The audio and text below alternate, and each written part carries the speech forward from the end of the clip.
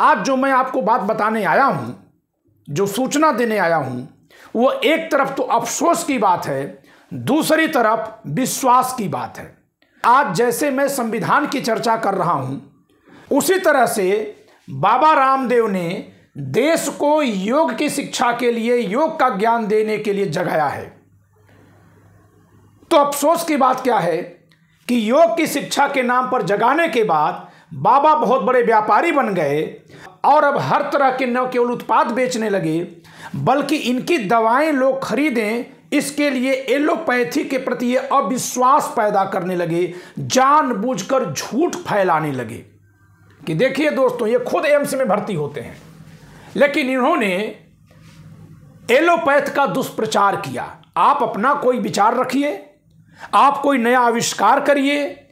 दोस्तों, मैं आपको बता दूं कि योग को लेकर के बाबा रामदेव ने जिस तरह से जागृति और समाज में क्रांति पैदा की थी, उसके लिए मैं उनको अपना आदर्श मानता हूं। उस कार्य के लिए, केवल उतने भर के लिए ये एक रूप में आदर्श हो सकते हैं, लेकिन दूसरे रूप में जब इन्होंने जनता को धोखा देने के लिए अपने में जनता के विश्वास का दुरुपयोग किया है, तो इस नाते यह समाज के पापी हो गए।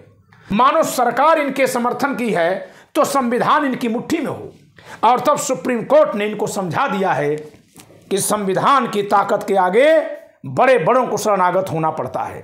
तो मेरे लिए उत्साह की खबर इसमें क्या है, मेरे सभी दर्शकों के लिए, कि क्योंकि मैं संविधान ज्ञान प्रसार की मुहिम चला रहा हूं, आप जानिए दोस्तों इसमें कितनी ताकत है कि खरबों का बाबा, और ऐसा बाबा जिसकी पूरी दुनिया में तूती बोलती है, ऐसा बाबा जिसके साथ सरकार खड़ी है, सुप्रीम कोर्ट के सामने गिड़गिड़ा रहा है।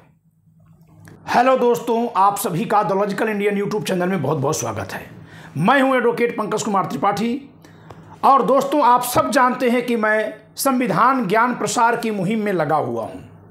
आज जो मैं आपको बात बताने आया हूं, जो सूचना देने आया हूं, वो एक तरफ तो अफसोस की बात है, दूसरी तरफ विश्वास की बात है। तो पहले हम अफसोस जताते हैं कि आज जैसे मैं संविधान की चर्चा कर रहा हूं, उसी तरह से बाबा रामदेव ने देश को योग की शिक्षा के लिए, योग का ज्ञान देने के लिए जगाया है। तो अफसोस की बात क्या है कि योग की शिक्षा के नाम पर जगाने के बाद बाबा बहुत बड़े व्यापारी बन गए और अब हर तरह के न केवल उत्पाद बेचने लगे, बल्कि इनकी दवाएं लोग खरीदें, इसके लिए एलोपैथी के प्रति ये अविश्वास पैदा करने लगे, जानबूझकर झूठ फैलाने लगे। जबकि सच्चाई ये है कि पतंजलि योग के जो प्रबंध निदेशक हैं, महामंत्री आचार्य बालकृष्ण की तबीयत बिगड़ी, एम्स में भर्ती, ये खुद भी एम्स में भर्ती होते हैं। जबकि सच्चाई ये है कि देखिए दोस्तों, ये खुद एम्स में भर्ती होते हैं, लेकिन इन्होंने एलोपैथ का दुष्प्रचार किया। आप अपना कोई विचार रखिए, आप कोई नया आविष्कार करिए, लेकिन जो पहले से आविष्कार हैं, जो सही काम कर रहे हैं, उसको सिर्फ इसलिए बदनाम करना कि आपका बिजनेस चल सके, ये बड़े अफसोस की बात है, ये शर्म की बात है। दोस्तों, मैं आपको बता दूं कि योग को लेकर के बाबा रामदेव ने जिस तरह से जागृति और समाज में क्रांति पैदा की थी, उसके लिए मैं उनको अपना आदर्श मानता हूं। उस कार्य के लिए, केवल उतने भर के लिए। लेकिन बाद में मनमोहन सिंह सरकार के खिलाफ और वर्तमान सरकार का साथ लेने के लिए जिस तरह से इन्होंने सरकार बदल जाने पर 35 रुपया लीटर पेट्रोल मिलेगा, काला धन का मुद्दा सबसे ज़्यादा इन्होंने उठाया था, इस तरह से उठाया और एक राजनीतिक पार्टी और सत्ता को बदनाम करके एक ऐसी सत्ता का रास्ता खोला जो इनके लिए हितकारी है, जो इनके द्वारा कुछ भी किए जाने पर कोई एक्शन नहीं लेती है, चाहे वो मैगी को बदनाम करने का इनका कारनामा हो, चाहे कोरोनिल दवा बेचने का इनका प्रयोग हो, और चाहे एलोपैथ को बदनाम करने के लिए इनके द्वारा किए जा रहे भ्रामक विज्ञापन हो। अब दोस्तों, इतना तक तो बात आ गई मेरे अफसोस की। दोस्तों, अब मैं बात करूंगा उस बात पर जिससे मेरा उत्साह बढ़ा है। उत्साह बढ़ा है कि संविधान की ताकत, बाबा हुआ शरणागत। ये एक रूप में आदर्श हो सकते हैं, लेकिन दूसरे रूप में जब इन्होंने घिनौना काम किया है, पाप किया है, देश की जनता को धोखा देने के लिए अपने में जनता के विश्वास का दुरुपयोग किया है, तो इस नाते यह समाज के पापी हो गए। और सुप्रीम कोर्ट द्वारा बार बार इनको आदेश दिया गया कि अपने भ्रामक विज्ञापन हटाओ, लेकिन फिर भी ये भ्रामक विज्ञापन चलाते रहे, मानो सरकार इनके समर्थन की है तो संविधान इनकी मुट्ठी में हो। और तब सुप्रीम कोर्ट ने इनको समझा दिया है कि संविधान की ताकत के आगे बड़े बड़ों को शरणागत होना पड़ता है। तो मेरे लिए उत्साह की खबर इसमें क्या है, मेरे सभी दर्शकों के लिए, कि क्योंकि मैं संविधान ज्ञान प्रसार की मुहिम चला रहा हूं, आप जानिए दोस्तों इसमें कितनी ताकत है कि खरबों का बाबा, और ऐसा बाबा जिसकी पूरी दुनिया में तूती बोलती है, ऐसा बाबा जिसके साथ सरकार खड़ी है, सुप्रीम कोर्ट के सामने गिड़गिड़ा रहा है। बार बार आदेश दिए जाने पर जब पतंजलि ने भ्रामक विज्ञापन नहीं हटाए, उसके लिए माफीनामा नहीं दिया, तब सुप्रीम कोर्ट सख्त हुआ और उसकी पीठ ने यह आदेश दिया कि बाबा रामदेव और बालकृष्ण हाजिर हों। 2 अप्रैल 2024 को इन दोनों को हाजिर होना है अदालत में। और जब ये बात समझ में आ गई कि अब इससे कहीं से गर्दन नहीं बचने वाली है, और सुप्रीम कोर्ट में हाजिर का मतलब जानते ही हैं, अभी आप लोग अनिल मसीह को देखे थे कैसे बगले झांक रहा था, चंडीगढ़ का चुनावी चोर।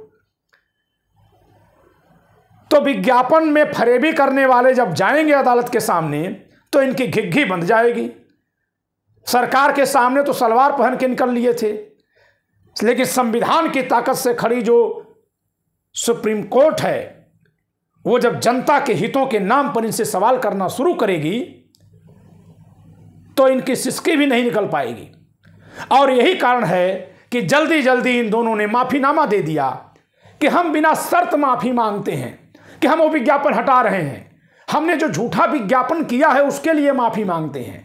इन दोनों लोगों ने जो माफीनामा दिया है, आ रही सूचनाओं के अनुसार उसमें सुप्रीम कोर्ट से माफी मांगी है कि हम बिना शर्त अपने भ्रामक विज्ञापनों के लिए आपसे माफी मांगते हैं और उसको हटाने के लिए वचन देते हैं। अब सुप्रीम कोर्ट पर है कि इस हलफनामे पर इनके वचन को सुनकर के 2 अप्रैल को जो इनको बुलाया गया है उससे मोहलत देता भी है कि नहीं देता है। लेकिन एक बात बताने के लिए मैं यहाँ आया हूँ दोस्तों इस वीडियो में कि संविधान की ताकत समझिए, संविधान को समझिए, संविधान के साथ जुड़िए, और देश में जो देश की सत्ता पर बैठकर चाहे किसी भी तरह से, ये भी एक तरह से सत्ता में ही है, किसी के पास अगर अर्थतंत्र है तो सत्ता में है, मीडिया तंत्र सत्ता में है, अदालतों में जो जज हैं वो सत्ता में है, और सरकारों में जो नेता मंत्री वो भी सत्ता में है। तो मैं सबके लिए बोल रहा हूँ, थानेदार जो थाने में बैठा वो भी सत्ता में है। तो सत्ता में किसी भी तरह की सत्ता पर अगर कोई बैठा हुआ है और उस संविधान की नाफरमानी कर रहा है तो उसको ये पता चल जाए कि इसकी नाफरमानी यह देश बर्दाश्त नहीं कर सकता।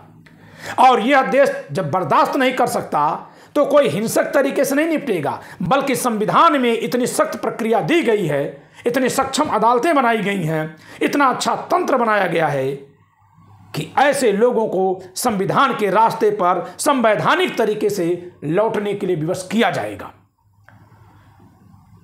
तो दोस्तों उत्साह की खबर यह है कि संविधान की ताकत से अरबों खरबों का बाबा अदालत में शरणागत हुआ है। दोस्तों इस वीडियो में इतना ही। मैं चाहूंगा कि आप रात 9 बजे मेरे साथ लाइव जुड़ें, अपने देश का संविधान पढ़ें। आपसे निवेदन है कि आप इस वीडियो को लाइक करिए, शेयर करिए, चैनल सब्सक्राइब न किए हो सब्सक्राइब करिए, क्योंकि यह भी आपकी ओर से मेरे लिए संविधान ज्ञान प्रसार की मुहिम में एक तरह का सहयोग है, एक तरह का योगदान है। जय संविधान।